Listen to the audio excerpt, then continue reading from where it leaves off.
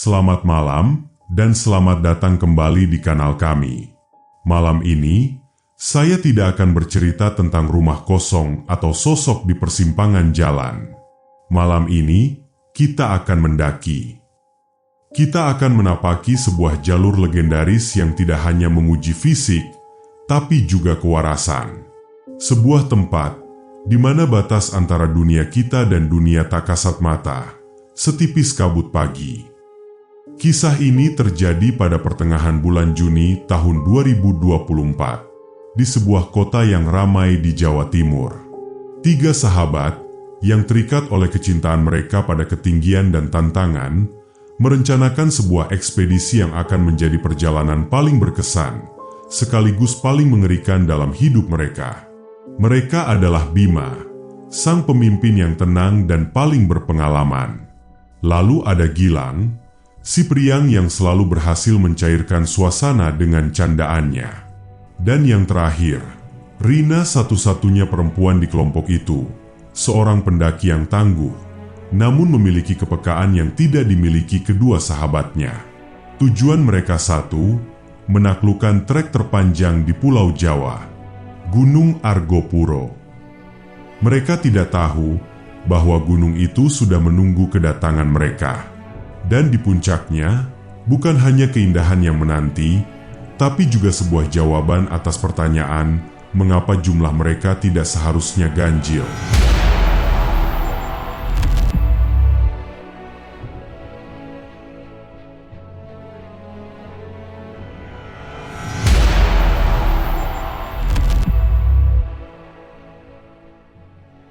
Di garasi rumah Bima, semua dimulai seperti petualangan pada umumnya.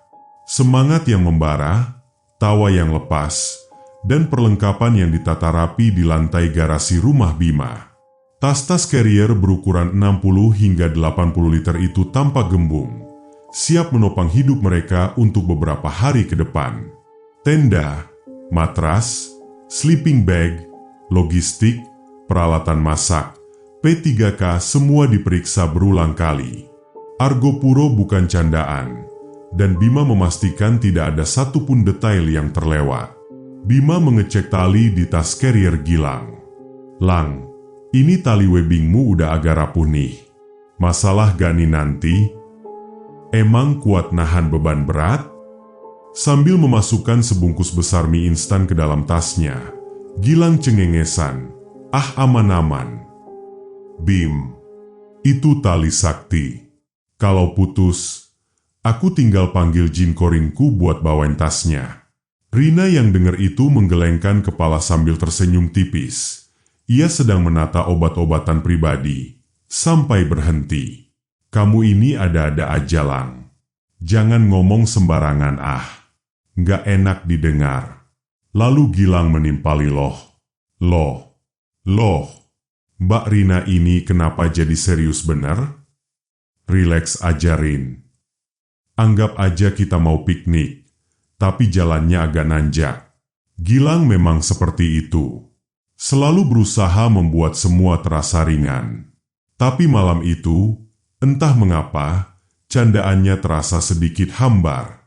Rina, yang sedang fokus memasukkan botol-botol kecil berisi minyak kayu putih dan obat anti mabuk, tiba-tiba berhenti. Tangannya mematung sejenak. Matanya menatap kosong ke arah tumpukan perlengkapan mereka. Bima yang menyadari perubahan raut wajah Rina, bertanya, "Kenapa, Rin? Ada yang ketinggalan?" Rina sedikit tersentak, lalu menggeleng cepat. Enggak kok, enggak ada. Cuma, perasaanku kok agak aneh ya dari tadi sore. Kayak berat gitu." "Berat? Ya iyalah berat. Itu kan tasmu isinya beras sekarung." Sambil tertawa Gilang mencoba melucu. Tapi Bima menatap Rina dengan lebih serius. "Berat gimana maksudnya, Rin?" Rina menghela nafas pelan. "Nggak tahu, Bim. Susah dijelasin. Kayak ada yang nggak sreg aja gitu.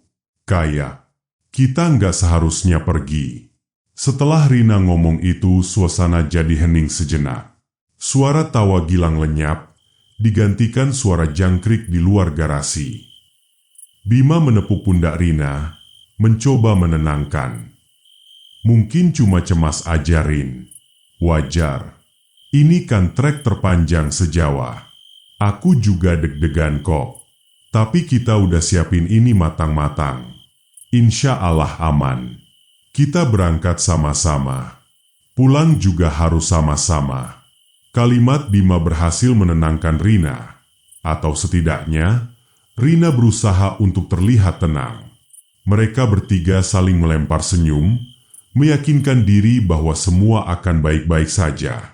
Pukul 10 malam, mobil sewaan mereka meluncur membelah jalanan, membawa 3 jiwa penuh semangat menuju Probolinggo, menuju sebuah base camp bernama Baderan, gerbang pertama menuju puncak Argopuro. Setelah menempuh perjalanan semalaman, mereka tiba di base camp Baderan. Saat fajar baru saja menyingsing, udara dingin langsung menusuk tulang, membawa aroma tanah basah dan dedaunan. Setelah mengurusi maksi dan beristirahat sejenak, babak selanjutnya dimulai. Perjalanan menuju pintu rimba dengan menggunakan jasa ojek lokal. Ini bukan ojek biasa. Motor-motor trail yang sudah dimodifikasi khusus siap menerbangkan mereka, melewati jalanan makadam yang terjal dan menantang. Bima bertanya kepada tukang ojek yang sedang mengikat tas carriernya. Jalannya parah, Pak. Pak Tamin, tukang ojek, yang usianya sekitar 50-an, wajahnya keras diterpa matahari, bicara dengan logat Madura kental, sambil tertawa kecil, dibilang parah ya parah, Mas. Pegangan saja yang kencang. Yang penting bukan jalannya, tapi isinya. Bima, Gilang, dan Rina saling berpandangan. Mereka menyewa 3 ojek. Bima bersama seorang bapak bernama Tamin, Gilang dengan ojek lain, dan Rina di belakangnya. Nah, Pak Tamin inilah yang seolah menjadi juru kunci pertama yang membisikkan mantra-mantra kengerian ke telinga Bima. Pak Tamin berteriak sedikit agar suaranya terdengar di antara deru mesin. Rombongan cuma bertiga, Mas Bima. Bima berteriak balik, "Iya Pak, bertiga saja. Berani juga. Ganjil mendaki ke sini. Orang sini kalau mau naik, biasanya diusahakan genap," katanya. "Biar nggak ada yang genapin. Biar nggak ada yang ikut jalan di belakang, Mas." Begitu kata Pak Tamin ini sambil dia fokus mengendarai motor trailnya. Dengar kata-kata Pak Tamin, jantung Bima sedikit berdebar. Ia melirik ke belakang, ke arah Rina dan Gilang yang tampak menikmati laju motor yang memacu adrenalin. Ia mencoba mengabaikan ucapan Pak Tamin sebagai mitos lokal biasa. Bima coba bertanya lagi, "Memang sering ada kejadian, Pak?" Pak Tamin, nada bicaranya menjadi lebih serius, lebih pelan. "Bukan sering, Mas. Tapi selalu ada aja cerita. Apalagi nanti kalau sudah masuk kawasan Cikasur. Itu landasan pesawat peninggalan Belanda dulu. Luas, tapi wingit. Banyak yang lihat sosok noni Belanda jalan di sana kalau masuk waktu maghrib. Ada juga yang dengar suara kuda, padahal tidak ada kuda sama sekali." Pak Tamin terus bercerita sambil konsentrasi di jalan makadam.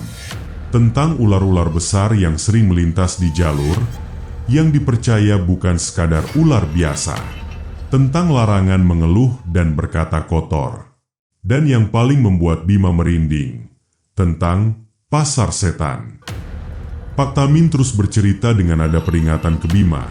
Nanti kalau di tengah jalan, biasanya setelah Cisentor, kalau tiba-tiba dengar suara ramai seperti pasar, ada suara orang nawar-nawar, ada suara gamelan, jangan sekali-kali dicari sumber suaranya, Mas.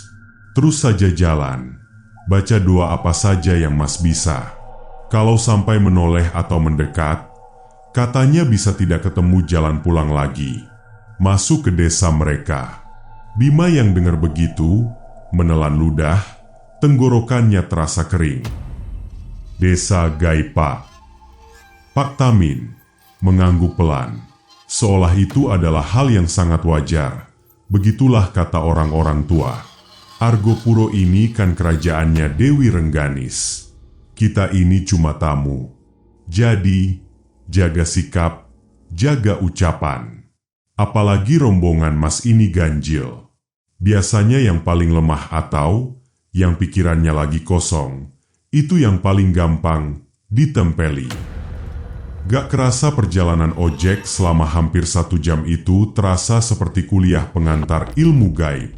Saat mereka akhirnya tiba di batas vegetasi, di sebuah tanah lapang yang menjadi titik awal pendakian, wajah Bima terlihat sedikit lebih tegang dari sebelumnya. Gilang dan Rina turun dari ojek dengan wajah semeringah, tidak tahu percakapan apa yang baru saja dialami Bima. Gilang yang baru turun dari motornya langsung ngomong, "Wih, gila, seru banget ojeknya. Kayak lagi ikut balapan." "Iya, seru. Tapi pinggangku rasanya mau copot." Rina menimpali. Sementara Bima hanya tersenyum tipis. Ia memandang ke dalam hutan lebat di hadapannya.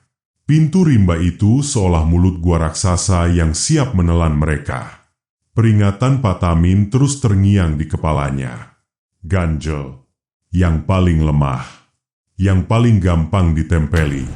Ia melirik Rina, lalu Gilang. Siapakah di antara mereka yang paling lemah? 1 jam pertama pendakian adalah fase adaptasi. Tubuh yang semula dingin mulai memanas, paru-paru mulai terbiasa dengan suplai oksigen yang menipis. Candaan Gilang masih sesekali terdengar, memecah keheningan hutan yang rapat. Mereka berjalan dengan formasi Bima di depan, Rina di tengah, dan Gilang sebagai penyapu di belakang. Jalur Baderan ini terkenal kejam. Tanjakan-tanjakan tak berujung dengan kemiringan yang curam, seolah tak memberi ampun bagi para pendaki. Beban di punggung terasa semakin berat menekan pundak. Matahari yang semula terik, kini sering tertutup kanopi pohon-pohon raksasa, menciptakan suasana yang sedikit temaram dan lembab. Dengan nafas terengah-engah Gilang bergumam, "Ini gunung apa tangga kehayangan sih? Dari tadi nanjak terus, gak ada bonusnya sama sekali." Bima dari depan, tanpa menoleh ke belakang menjawab baru juga mulai lang. "Jangan ngeluh. Ingat kata Pak Ojek tadi." Gilang bergumam pelan, "Bukan ngeluh Bim. Cuma menyatakan fakta. Fakta kalau betisku mau meledak." Di sini Rina tidak banyak bicara. Ia fokus mengatur napasnya yang mulai tersengal. Keringat membasahi seluruh wajah dan bajunya. Di sebuah tanjakan yang cukup terjal, yang oleh para pendaki paling diingat, langkah Rina terasa semakin berat. Ia merasa ada sesuatu yang aneh. Udara di sekitarnya tiba-tiba terasa jauh lebih dingin dari seharusnya. Di tempat ini Rina mengalami keanehan. Dalam hati Rina berbicara, "Kok dingin banget di tempat ini?" Ya, Rina berhenti sejenak. Coba mengatur nafasnya yang sudah ngos-ngosan, dia membungkuk sambil bertumpu pada lututnya. Bima dan Gilang yang jaraknya sudah beberapa meter di depan, berhenti menunggunya. Bima tanya ke Rina, "Kenapa Rin? Capek? Istirahat dulu kalau mau." Rina menggeleng, mencoba mengatur napas. "Nggak apa-apa, cuma bentar." Saat itulah ia merasakannya. Bukan sekadar rasa lelah. Ini berbeda. Ia merasakan sebuah tekanan. Tekanan berat yang tak terlihat di kedua pundaknya, menambahi beban cariernya yang sudah berat. Seolah-olah ada seseorang yang menumpang di punggungnya. Udara menjadi semakin dingin. Dan dari sudut matanya, ia seperti menangkap sekelebatan bayangan. Sosok hitam pekat yang berdiri tepat di sampingnya. Rina tidak berani menoleh. Jantungnya berdebar begitu kencang, seakan mau melompat dari dadanya. Ia ingin berteriak, memanggil Bima dan Gilang, tapi suaranya tercekat di tenggorokan. Sementara tekanan di pundaknya semakin menjadi-jadi, sampai-sampai membuatnya sulit bernapas. Dalam hati Rina panik, "Astagfirullah, apa ini? Ya Allah, tolong." Rasanya pingin teriak, tapi gak tahu kenapa mulutnya tertahan. Sosok hitam itu seolah bergerak, melintas di depannya dengan sangat cepat. Dan bersamaan dengan itu, tekanan di pundaknya berubah menjadi sebuah dorongan keras. Rina terjerembab ke depan. Wajahnya nyaris menghantam tanah. Beruntung ia sempat menahannya dengan kedua tangan. Carrier berat di punggungnya membuatnya sulit untuk bangkit. Bima, Gilang berlari kecil menghampiri Rina. Bima membantu Rina untuk duduk. "Kamu kenapa jatuh, Rin? Kesandung? Ada yang keseleo gak, Rin?" Sementara Rina dengan napasnya tersengal, matanya liar sibuk memandang sekeliling. Wajahnya pucat pasi. "Ada Bim, ada yang dorong aku." Gilang melihat sekeliling, tidak ada siapa-siapa. "Dorong? Siapa yang dorong? Di sini kan cuma ada kita bertiga, Rin." Rina menggeleng kuat, suaranya bergetar. "Nggak tahu, tadi ada di sini, di sampingku." Sosok hitam, besar. Dia neken pundakku, terus dorong aku. Bima dan Gilang saling berpandangan. Ada keraguan di mata Gilang, sementara Bima menatap Rina dengan cemas. Ia memeriksa sekeliling. Tidak ada jejak kaki lain. Tidak ada dahan patah atau tanda-tanda ada orang lain di sana. Hanya mereka bertiga dan hutan yang sunyi. Lalu Bima, dengan nada tenang, mencoba merasionalisasi kejadian yang dialami Rina. "Mungkin kamu kecapean banget, Rin. Jadi sedikit halusinasi. Tadi kamu bilang pusing kan? Bisa jadi karena itu." Rina menatap Bima dengan tatapan tak percaya. "Aku nggak halusinasi, Bim. Aku ngerasain. Dingin banget. Terus ada yang neken pundakku. Itu nyata banget aku rasain." Udah. Mungkin emang cuma perasaanmu aja, Rin. Kamu kan cewek sendiri. Energinya beda. Kata orang tua kan gitu. "Yuk minum dulu. Tenangin diri," kata Gilang. Rina terdiam. Ia merasa tidak dipercaya. Rasa takutnya kini bercampur dengan rasa kecewa. Ia tahu apa yang ia rasakan. Itu bukan sekadar lelah. Itu adalah sebuah teguran. Sebuah sambutan selamat datang dari penghuni tak kasat mata Gunung Argopuro. Perjalanan belum lagi jauh, namun ia sudah merasa ingin pulang. Dengan sisa tenaga dan hati yang kalut, ia memaksakan diri untuk bangkit, dibantu oleh kedua temannya. Mereka melanjutkan perjalanan. Namun kini, suasana di antara mereka telah berubah. Gilang yang tadinya suka bercanda kini benar-benar lenyap, digantikan oleh keheningan yang canggung dan berat. Perjalanan menuju Cikasur menjadi siksaan sunyi. Rina berjalan sambil terus merapalkan doa dalam hati, sementara Bima mempercepat langkahnya, seolah ingin segera keluar dari hutan rapat itu.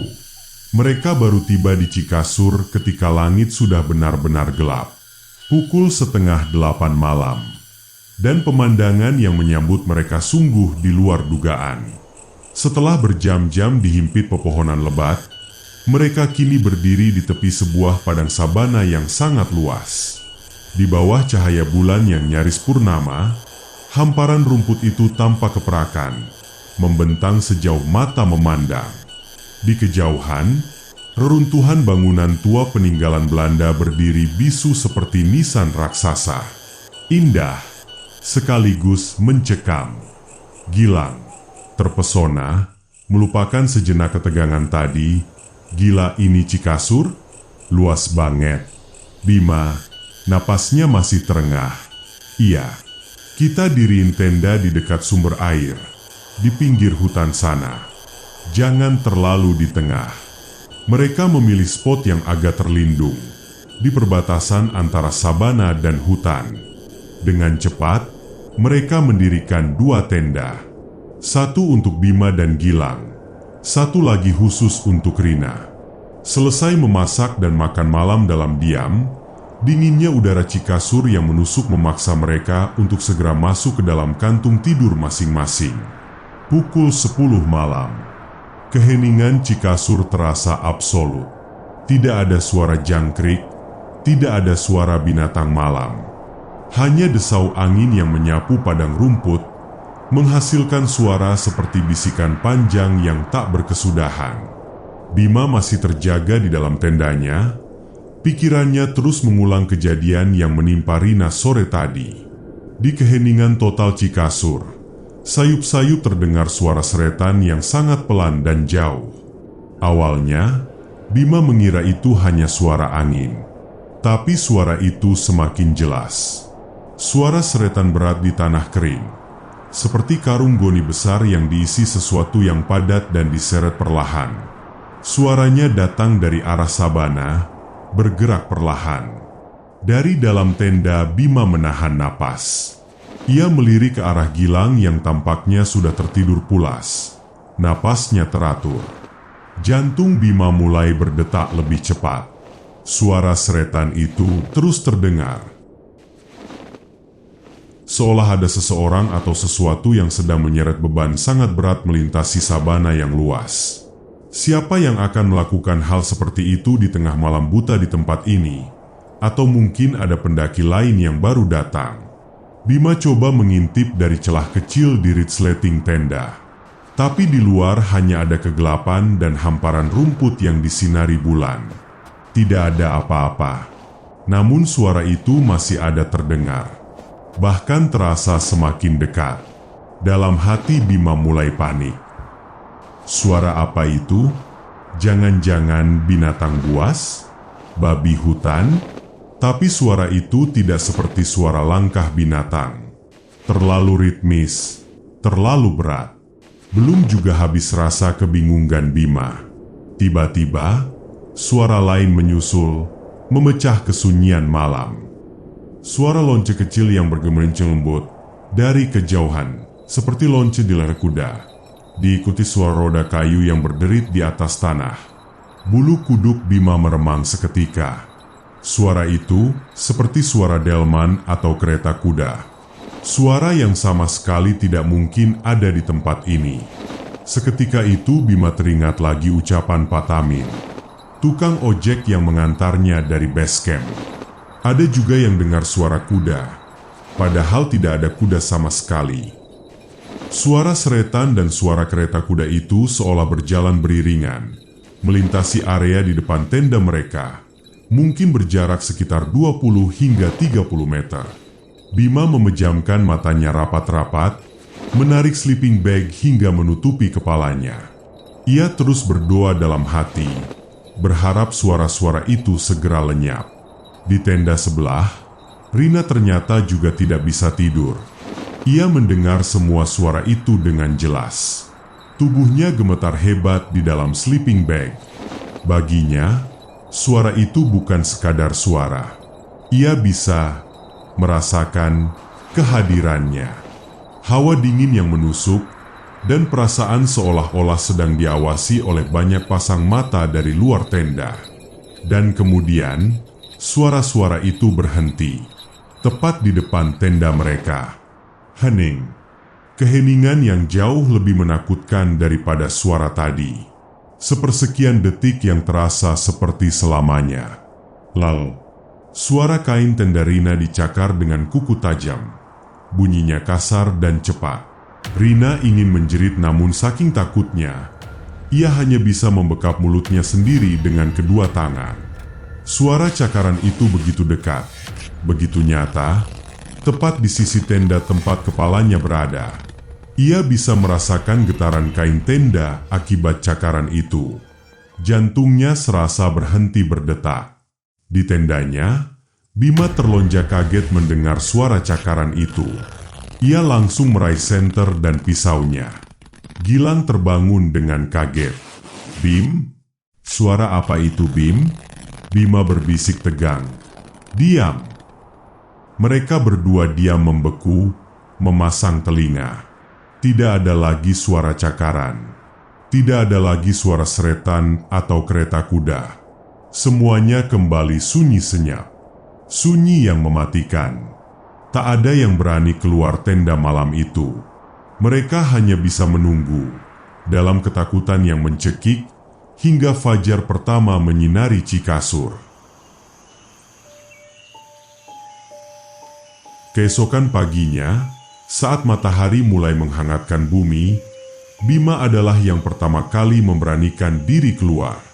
Hal pertama yang ia lakukan adalah memeriksa tenda Rina. Dan apa yang ia lihat membuat darahnya seakan membeku. Di sisi luar tenda Rina, tepat di bagian yang semalam Rina dengar dicakar, terdapat 3 sobekan panjang dan dalam. Kain tenda itu robek seperti disayat pisau. Tapi ini bukan sayatan pisau. Polanya tidak beraturan, kasar, dengan serat-serat kain yang mencuat keluar. Itu adalah bekas cakaran. Cakaran dari sesuatu yang sangat besar dan kuat. Gilang menghampiri, matanya terbelalak. Astaga, ini apa Bim? Rina keluar dari tendanya, wajahnya pucat seperti mayat. Ketika melihat sobekan di tendanya, kakinya langsung lemas. Ia terduduk di tanah, air matanya mulai mengalir tanpa suara. Bima memeriksa tanah di sekitar tenda. Tapi nggak ada jejak kaki, nggak ada jejak binatang. Tanah kering. Gilang dengan suaranya bergetar, binatang apa yang bisa nyakar setinggi ini? Macan? Tapi nggak ada jejaknya. Bima menatap bekas cakaran itu, lalu menatap Rina yang menangis dalam diam. Pikirannya kacau. Logikanya berteriak ini perbuatan binatang liar. Tapi hatinya menolak. Setelah semua yang terjadi, ia tahu bahwa ini bukan sekadar binatang. Ini adalah pesan. Pesan yang sangat jelas. Kalian tidak diterima di sini. Bima berjongkok di depan Rina. Ia ingin mengatakan sesuatu untuk menenangkan, tapi kata-kata terasa sia-sia. Bukti teror itu ada tepat di depan mata mereka. Bima dengan suara berat, "Kita sarapan. Habis itu kita beres-beres. Kita lanjut ke Cisentor. Kita harus terus bergerak." Itu bukan pertanyaan. Itu adalah sebuah perintah. Sebuah keputusan yang diambil Bima dalam keputusasaan, berharap dengan terus bergerak menjauh dari Cikasur, mereka bisa meninggalkan teror itu di belakang. Mereka tidak tahu bahwa Cikasur hanyalah halaman depan. Gerbang utama menuju kengerian yang sesungguhnya masih menanti mereka di depan. Ketakutan telah mencengkeram erat. Bukti fisik teror itu tak bisa lagi mereka sangkal.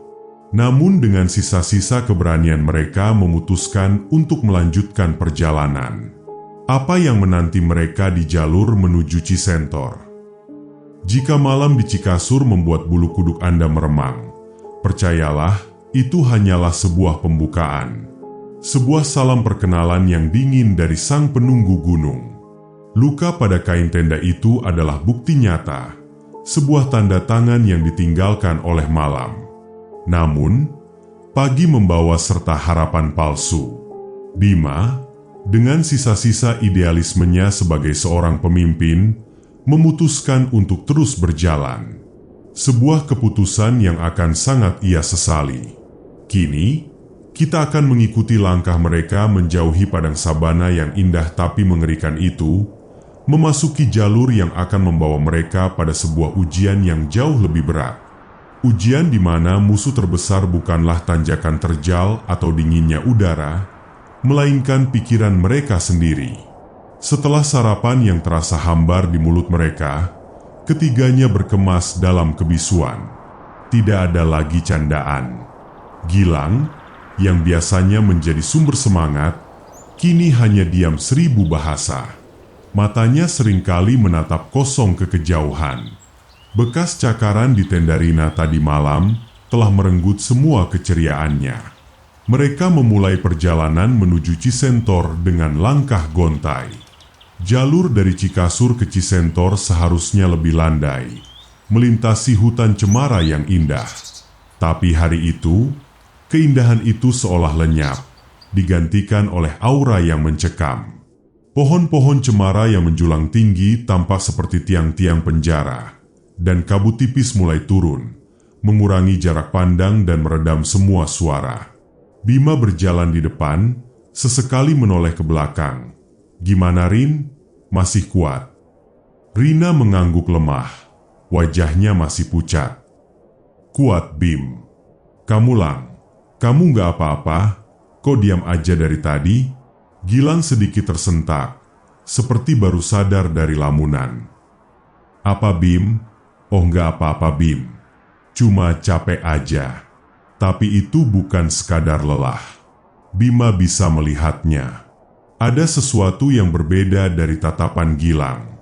Sesuatu yang kosong. Mereka terus berjalan selama berjam-jam. Namun, keanehan mulai terasa. Jalur yang mereka lewati terasa seperti berputar-putar. Sebuah pohon tumbang dengan bentuk akar yang aneh sudah mereka lewati sampai 3 kali. Bima berhenti, melihat sekeliling dengan bingung. "Perasaan, kita udah lewat sini tadi." "Iya, Bim. Aku juga ngerasa gitu. Itu pohon yang tadi kan?" "Bim," jawab Rina yang menyadari keanehan ini. Gilang tiba-tiba bicara, tapi matanya tidak fokus pada teman-temannya. "Bukan muter-muter. Jalannya emang gini." Jawaban Gilang terasa aneh. Ia mengatakannya dengan nada datar, seolah ia tahu sesuatu yang tidak mereka ketahui. Kabut semakin tebal, dan hari mulai beranjak sore. Mereka seharusnya sudah tiba di Cisentor sejak tadi. Rasa panik mulai menjalar di hati Bima. Mereka tersesat. Saat itulah Gilang mulai menunjukkan perilaku yang benar-benar membuat Bima dan Rina ketakutan. Ia berhenti mendadak, menoleh ke arah lembah di sisi kiri mereka yang tertutup kabut tebal. Ia memicingkan matanya seolah sedang melihat sesuatu. "Bim, Rin, kalian dengar nggak?" Bima yang melihat gelagat aneh dari Gilang menjawab, "Dengar apa, Lang?" "Nggak ada suara apa-apa."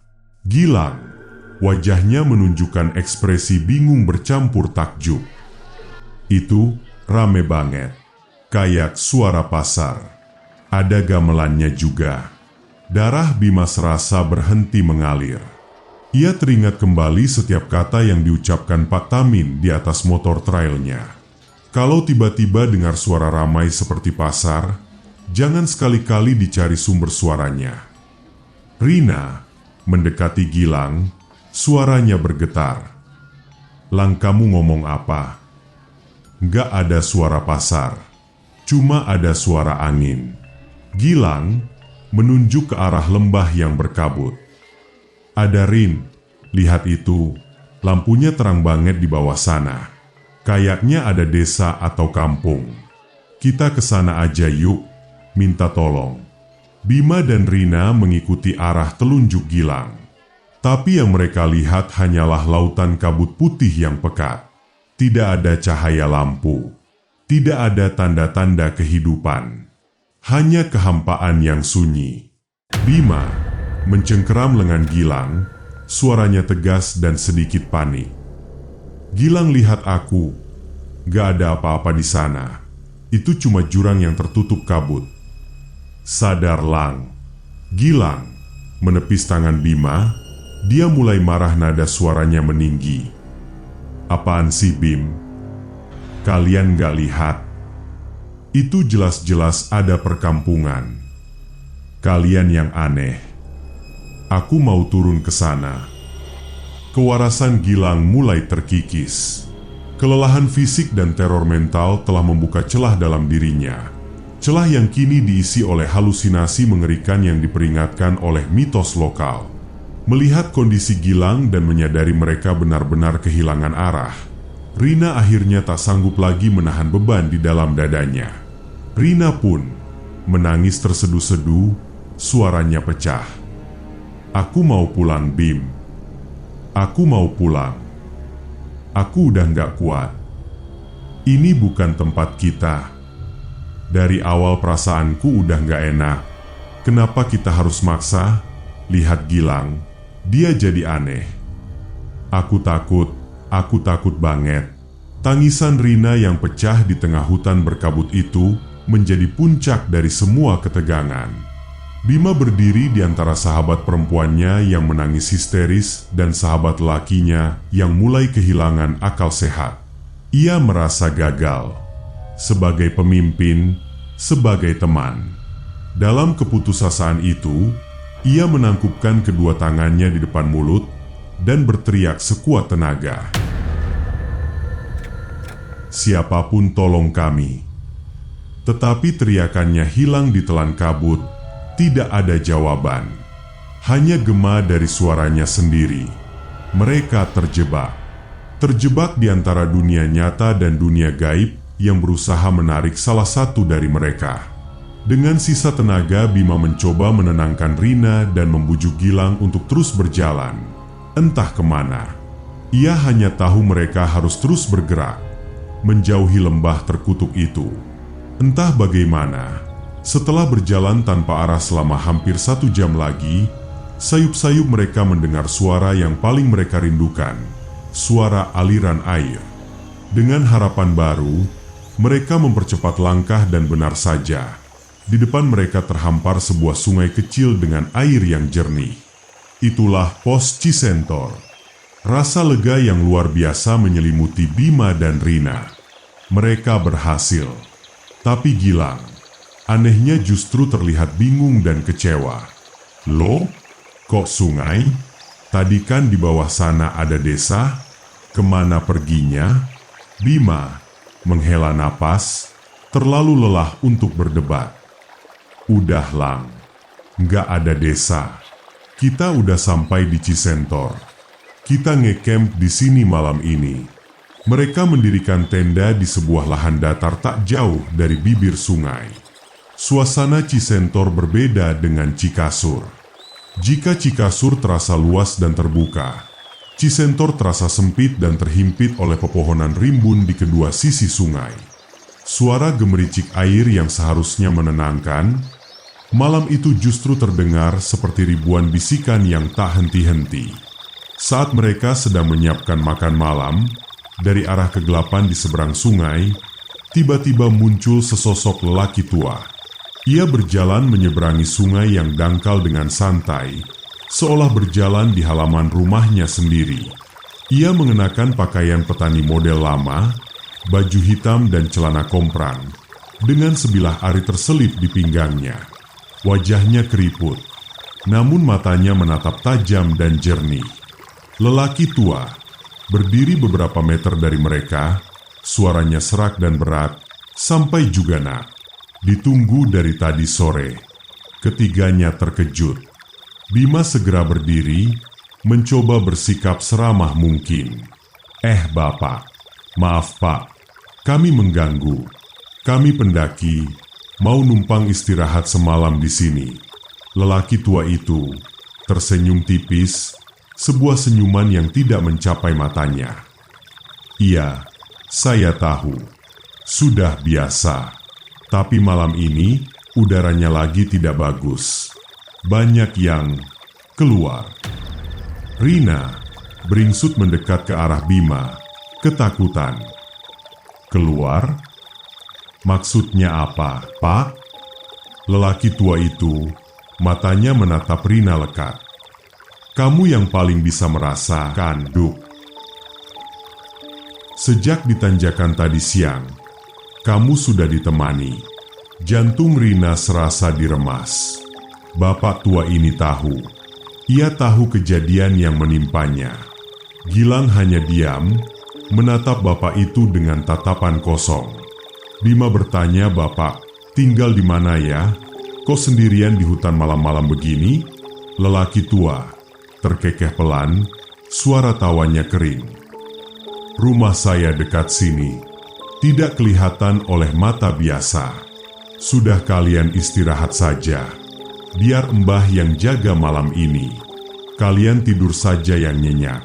Tanpa menunggu jawaban, bapak tua yang mereka panggil Mbah Karto itu berjalan menjauh sedikit, mengumpulkan beberapa ranting kering, dan menyalakan api unggun dengan sangat mudah.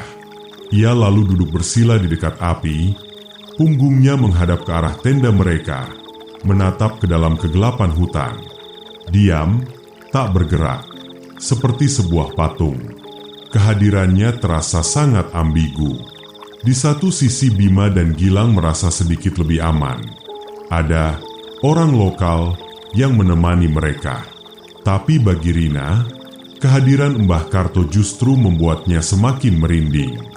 Ia merasa Mbah Karto bukanlah pelindung. Ia adalah penonton. Seseorang yang sengaja ada di sana untuk menyaksikan apa yang akan terjadi pada mereka malam ini. Malam itu, Rina tidak bisa memejamkan mata. Ia meringkuk di dalam sleeping bag-nya, mendengarkan suara sungai dan suara-suara lain yang mulai bermunculan. Ada suara langkah kaki, basah, seolah baru saja keluar dari sungai. Berjalan pelan, mengitari tenda mereka. Lalu, ia mendengar suara tawa.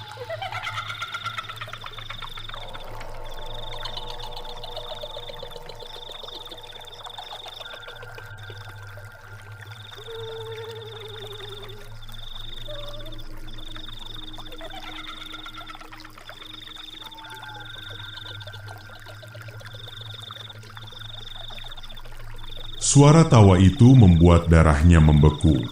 Tawa itu seolah datang dari segala arah. Rina menutup telinganya rapat-rapat, memejamkan mata sekuat tenaga, berharap bisa segera tertidur. Dan ia pun akhirnya tertidur.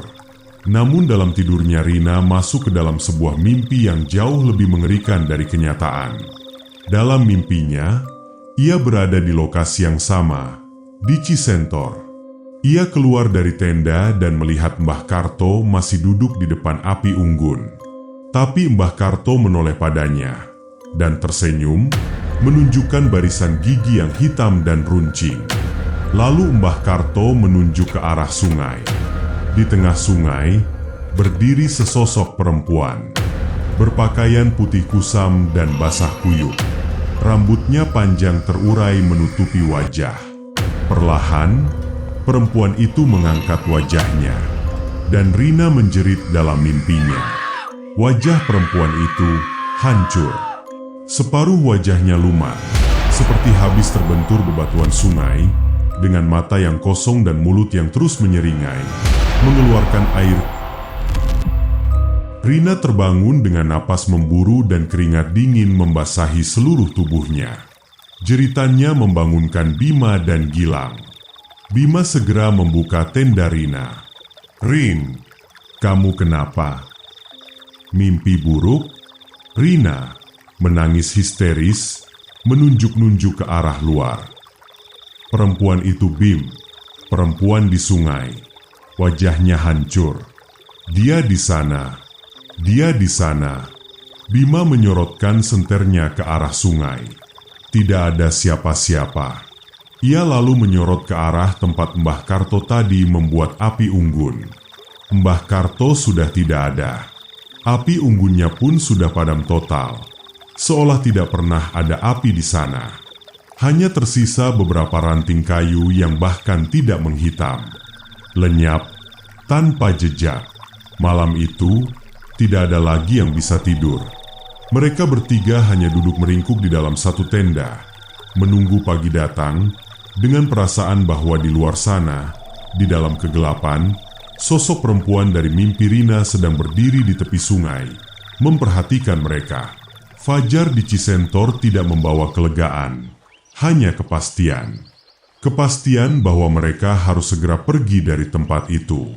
Keinginan mereka untuk menaklukkan puncak Argopuro, puncak Rengganis, semua ambisi itu telah lenyap, digantikan oleh satu keinginan, pulang. Rina dengan suara serak dan tegas. "Aku mau turun, Bim."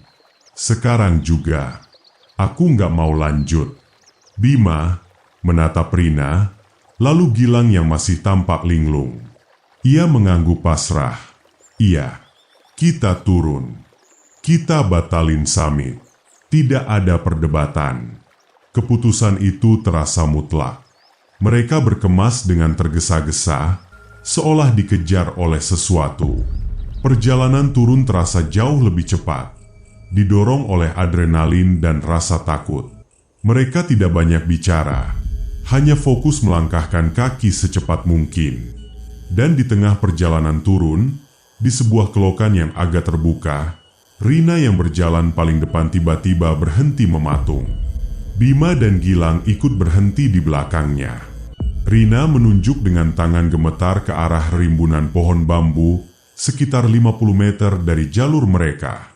Di sana, berdiri sesosok perempuan, berpakaian putih kusam. Rambutnya panjang menutupi wajah. Ia hanya berdiri diam di antara batang-batang bambu. Tidak bergerak, hanya berdiri, memperhatikan mereka. Sosok yang sama persis seperti dalam mimpi Rina. Gilang berbisik, untuk pertama kalinya ia melihat apa yang Rina lihat. Itu kan.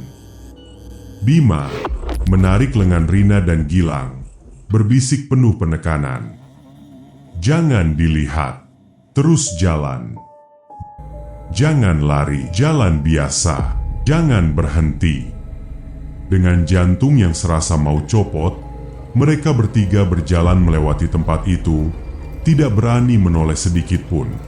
Mereka bisa merasakan tatapan mata dingin dari sosok itu menusuk punggung mereka sampai sosok itu hilang dari pandangan. Sisa perjalanan turun adalah pelarian dalam diam. Mereka baru bisa bernapas lega ketika akhirnya melihat batas vegetasi dan mendengar drum motor trail yang datang menjemput mereka. Wajah para tukang ojek itu tampak seperti wajah malaikat penyelamat. Saat tiba kembali di base camp Baderan, mereka langsung merebahkan diri, kelelahan fisik dan mental. Cerita mereka disambut dengan anggukan maklum oleh penjaga base camp. Mereka bukan yang pertama, dan mungkin tidak akan menjadi yang terakhir. Malam itu, di penginapan sederhana dekat base camp, Bima duduk sendirian di teras, menatap ke arah siluet Gunung Argopuro yang berdiri megah di kejauhan. Ia kalah. Gunung itu telah mengalahkannya. Tapi di dalam hatinya, tidak ada rasa dendam. Hanya ada rasa hormat yang luar biasa, dan sedikit rasa penasaran yang mengganjal. Bima dalam hati berkata, aku akan kembali suatu saat nanti dengan cerita selanjutnya.